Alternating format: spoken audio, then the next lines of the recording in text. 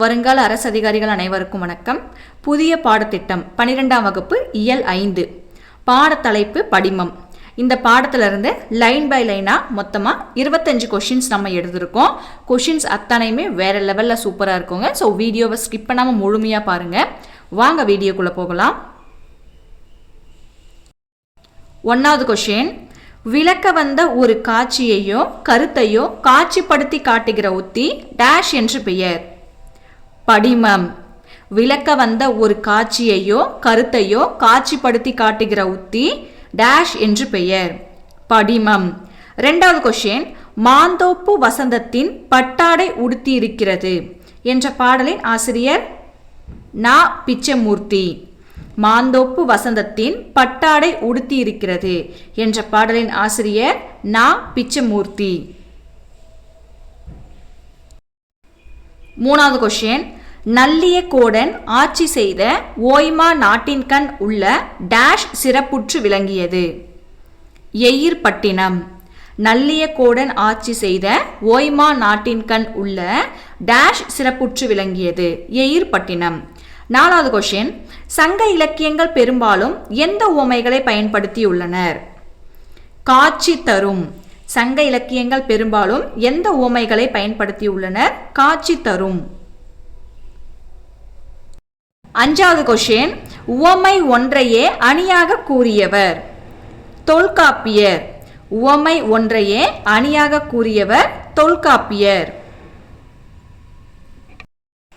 6வது கொஷின், வெயில் மழைக்கு சொரணையற்ற எருமை குத்திட்ட பாறையாக நதிநீரில் கிடக்கும் என்ற கவிதையை இயற்றியவர். தேவதேவன். வெயில் மழைக்கு சொரணையற்ற எருமை குத்திட்ட பாறையாக நதிநீரில் கிடக்கும் என்ற கவிதையை இயற்றியவர் தேவதேவன். 7வது கொஷின், ஓய்மா நாட்டின் எயிர்பட்டினத்தில் டேஷ் மலர் நீலமணியை போன்று மலர்ந்திருக்கும். முள்ளி மலர். ஓய்மா நாட்டின் எயிர்பட்டினத்தில் டேஷ் மலர் நீலமணியை போன்று மலர்ந்திருக்கும். முள்ளி மலர்.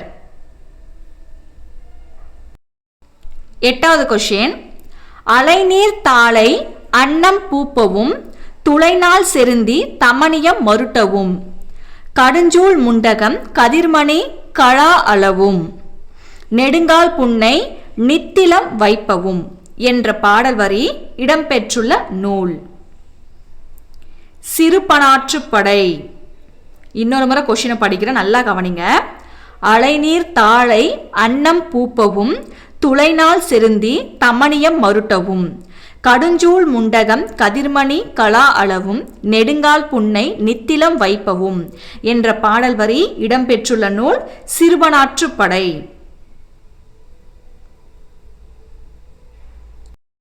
9வது கொஷின், ஓய்மா நாட்டின் எயிர்பட்டினத்தில் டேஷ் மலர் பொன்னை போன்று மலர்ந்திருக்கும். செருந்தி மலர். ஓய்மா நாட்டின் எயிர்பட்டினத்தில் டேஷ் மலர் பொன்னை போன்று மலர்ந்திருக்கும். செருந்தி மலர். 10வது கொஷின், படிமத்தை உருவாக்க எவை பயன்படுகிறது. அனைத்தும் சரி. படிமத்தை உருவாக்க எவை பயன்படுகிறது. உவமை, உருவகம், சொல்லும் முறை. 11வது கொஷின், மெய் படிமத்திற்குரிய பாடலை தேர்வு செய்க. பாசிமணி கண்ணும் சிவப்பு கோட்டு கழுத்தும். மெய் படிமத்திற்குரிய பாடலை தேர்வு செய்க. பாசிமணி கண்ணும் சிவப்பு கோட்டு கழுத்தும்.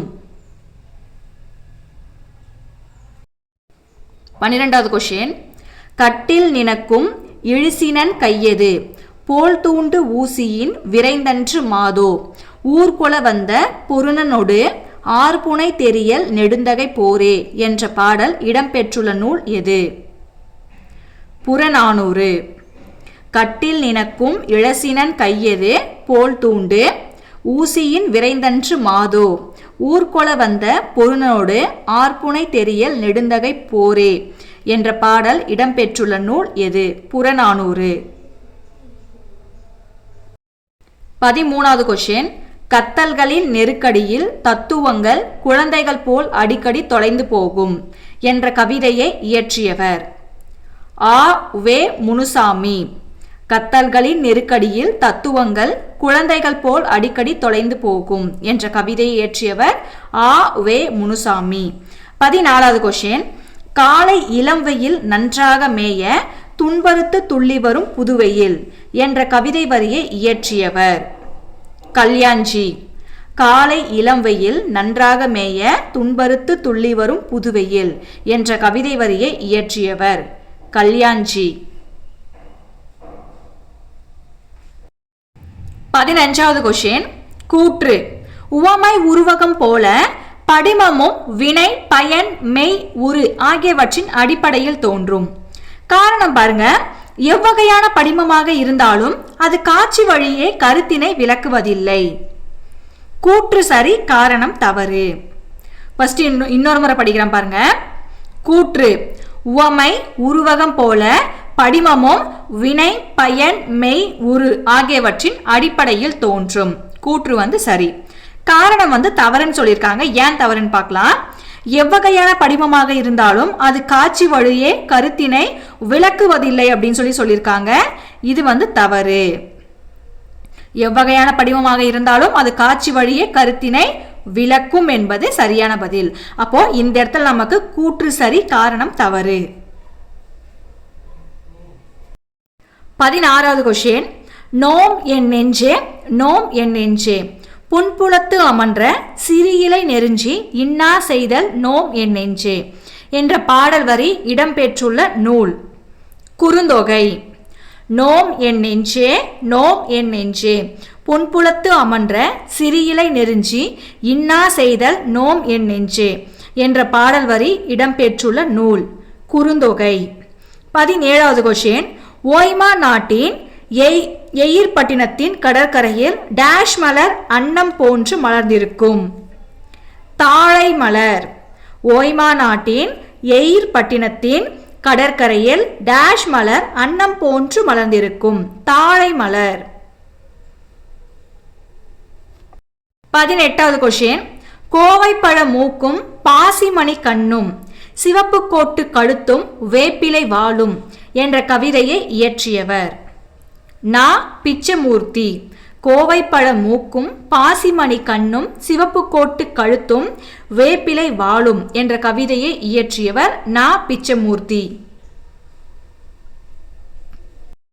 19வது கொஸ்டின், வெந்தாறு பொன்னின் அந்தி பூப்ப என்ற பாடல் வரி இடம்பெற்றுள்ள நூல் அகநானூறு. வெந்தாறு பொன்னின் அந்தி பூப்ப என்ற பாடல் வரி இடம்பெற்றுள்ள நூல் அகநானூறு. 20வது கொஸ்டின், யானை தன் வாய் நிறை கொண்ட வலிதேம்பு தடக்கை குன்று புகு பாம்பின் தோன்றும் என்ற பாடல் வரி இடம்பெற்றுள்ள நூல் அகநானூறு. யானை தன் வாய் நிறை கொண்ட வலிதேம்பு தடக்கை குன்று புகு பாம்பின் தோன்றும் என்ற பாடல் இடம்பெற்றுள்ள நூல் அகநானூறு. 21வது கொஸ்டின், காலை இளம் வெயில் நன்றாக மேய துன்பறுத்து துள்ளி வரும் புதுவெயில் இக்கவிதையில் பயின்று வந்துள்ளது. வினைப்படிமம். காலை இளம் வெயில் நன்றாக மேய துன்பறுத்து துள்ளி வரும் புதுவெயில் இக்கவிதையில் பயின்று வந்துள்ளது. வினைப்படிவம். 22வது கொஸ்டின், நோம் என் நெஞ்சே நோம் என் நெஞ்சே புன்புலத்து அமன்ற சிறியிலை நெருஞ்சி என்ற பாடலில் பயின்று வந்துள்ள படிமம் எது? பயன் படிமம். நோம் என் நெஞ்சே நோம் என் நெஞ்சே புன்புலத்து அமன்ற சிறியிலை நெருஞ்சி என்ற பாடலில் பயின்று வந்துள்ள படிமம் எது? பயன் படிமம். 23வது கொஸ்டின், ஓய்மா நாட்டில் முத்துக்கள் ஒத்து அரும்புகளை உடைய எந்த மரம் செழித்து ஓங்கி காட்சி தரும்? புன்னை மரம். ஓய்மா நாட்டில் முத்துக்கள் ஒத்து அரும்புகளை உடைய எந்த மரம் செழித்து ஓங்கி காட்சி தரும்? புன்னை மரம். 24வது கொஸ்டின், சரியான கூற்றை தேர்ந்தெடுக்கவும். கூற்று 1 பாருங்க. உவமை ஒன்றையே அணியாக கூறியவர் தண்டி. கூற்று 2 பாருங்க. படிமம் என்பதன் பொருள் காட்சி ஆகும். இதற்கு ஆன்சர் கூற்று 1 தவறு, கூற்று 2 சரி. கூற்று 1 ஏன் தவறுன்னு தெரிஞ்சுக்கலாம். இப்போ கூற்று 1 பாருங்க, உவமை ஒன்றையே அணியாக கூறியவர் தண்டின்னு சொல்லி கொடுத்துருக்காங்க, இது தவறு. உவமை ஒன்றையே அணியாக கூறியவர் தொல்காப்பியர். கூற்று 2 படிமம் என்பதன் பொருள் காட்சி. அப்போ ஆன்சர் வந்து கூற்று 1 தவறு, கூற்று 2 சரி. 25வது கொஸ்டின், சோமசுந்தர பாரதியார் எந்த பல்கலைக்கழகத்தில் தமிழ் துறை தலைவராக பணியாற்றினார்? அண்ணாமலை. சோமசுந்தர பாரதியார் எந்த பல்கலைக்கழகத்தில் தமிழ் துறை தலைவராக பணியாற்றினார்? Annamalai. Thanks for watching. Subscribe to our channel.